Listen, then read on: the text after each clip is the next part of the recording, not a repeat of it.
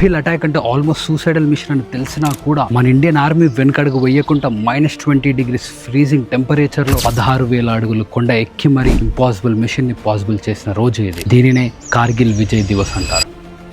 దొంగల్లా మన లొకేషన్ ని క్యాప్చర్ చేసిన పాకిస్తాన్ దగ్గర మిషనరీ గన్స్, గ్రెనేడ్స్ ఇంకా ఆర్టిలరీ సిస్టమ్స్ ఉన్నా కూడా ఓడిపోయిన రోజు ఇది. 2 లక్షల మంది భారతీయ సైనికులు తన ప్రాణాన్ని లెక్క చేయకుండా 85 రోజులుగా -20 నుంచి -40 ఫ్రీజింగ్ టెంపరేచర్ లో ఆక్సిజన్ లేకపోయినా మీది నుంచి పాకిస్తాన్ వాళ్ళు బాంబులు వేసిన, బుల్లెట్లు ఫైర్ చేసిన, వాళ్ళ మెడలు వంచి మరి మన భారతీయ జెండాని ఎగిరవేసిన రోజు ఇది. ఆ గొప్ప పోరాటంలో 527 మంది భారతీయ సైనికులు తన ప్రాణాన్ని త్యాగం చేస్తారు. 1300 మంది పైగా భారతీయ సైనికుల ఒంటికి బుల్లెట్లు ఉన్న గొప్పగా పోరాడి గెలిచిన యుద్ధం ఇది. వాళ్ళ ప్రాణ త్యాగాలకు ఆ 2 లక్షల మంది ఆత్మ ధైర్యానికి కృతజ్ఞత చెప్పే రోజు ఇది. దీనినే విజయ్ కార్గిల్ దివస్ అని జరుపుకుంటారు.